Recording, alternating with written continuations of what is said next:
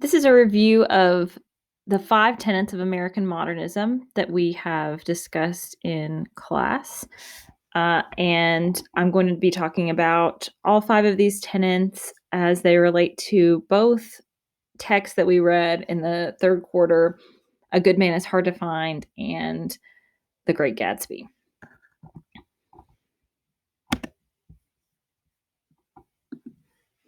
So the first tenet is non-traditional themes and styles.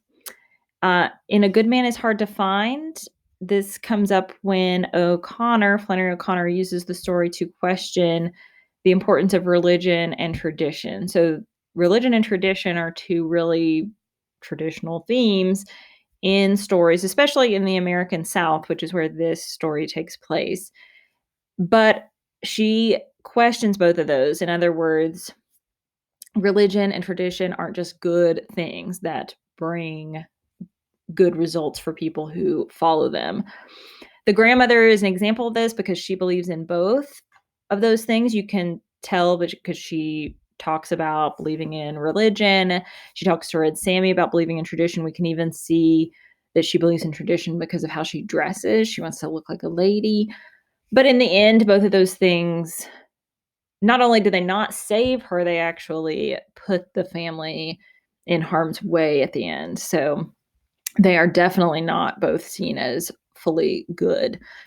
In The Great Gatsby, Fitzgerald depicts some very non-traditional themes like drinking and partying and infidelity during the Roaring Twenties. And so depicting those themes really pushed boundaries for fiction for the time. It wasn't so much a wholesome story. It got into the seedier parts of life.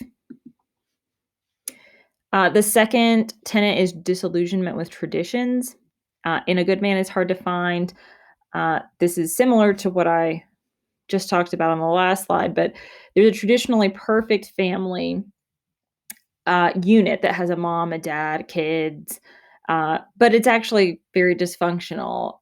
It's not what it might seem to be from the outside. The kids are brats. They don't pay attention to the parents. The parents have no control over the kids. The grandmother's really in charge, which ends up being a very bad thing. In The Great Gatsby, the tradition of marriage is one that's heavily criticized in both the case of Tom and Daisy, whose marriage is not great, with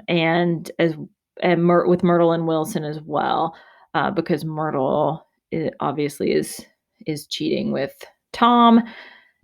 Tom and Daisy have problems. This has to do with Gatsby, but it also just has to do with Tom's infidelity, which we know has been going on from before the time when they were married. Even dating in The Great Gatsby, as in the case of Nick and Jordan, is criticized because it's very difficult, and it's not just a fun romantic thing that occurs between them. The end of the American dream is tenet number 3, and A Good Man is Hard to Find. There are some traditionally American things that should be wholesome. For instance, a family going on a road trip together, a country diner where you can get a sandwich at Red Sammy's. They have very negative connotations. Red Sammy is, like the grandmother, very judgmental, believes in tradition, but maybe in a slightly racist way. The family road trip obviously ends up in complete disaster on the side of the road. So those wholesome American things are just not fulfilling in the end. In The Great Gatsby, it's a complete critique of the traditional American dream. The entire idea that a person like Gatsby could go from rags to riches and really make something of himself in America and be a self-made man, that's criticized because he, first of all, is doing it through illegal means like bootlegging, and probably worse because he's involved with Meyer Wolfsheim. And also in the end, becoming a self-made man is not fulfilling in itself. He is doing it simply for Daisy, which he can't achieve, even with all of his wealth. So that idea of the American dream is just very much criticized.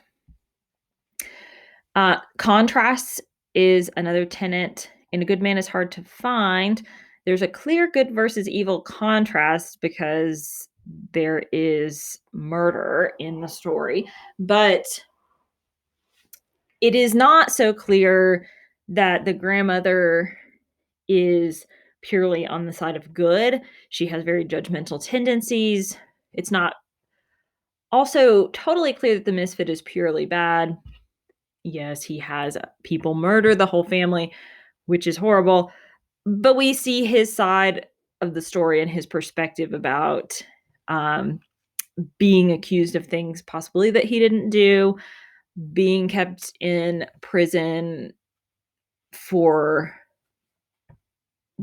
possibly wrong reasons. So that good versus evil contrast is there, but it's complicated.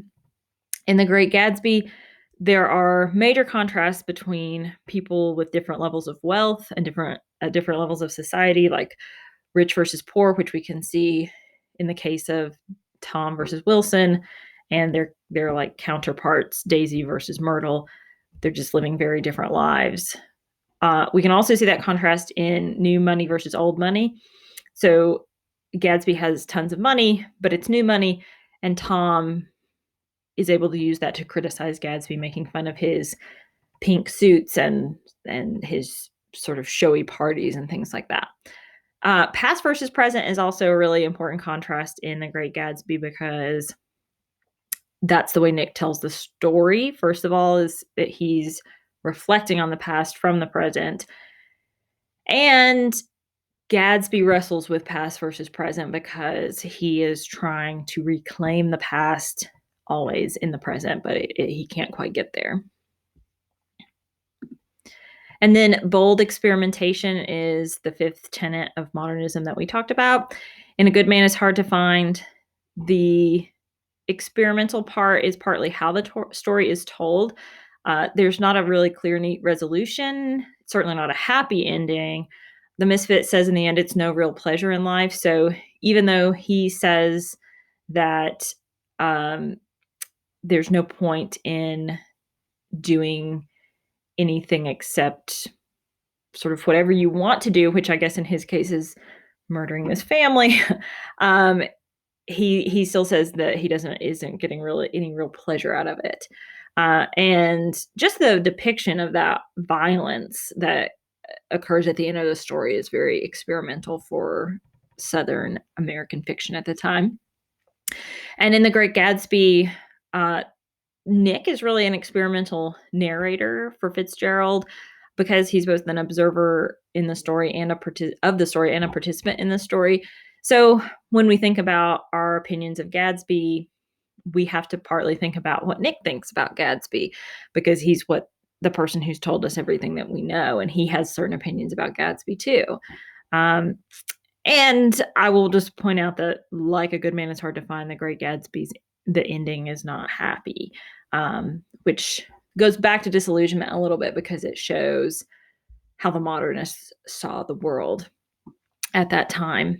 So those are the 5 tenets that we talked about, and hopefully this review helps you think back about those 5 tenets and the differences between them.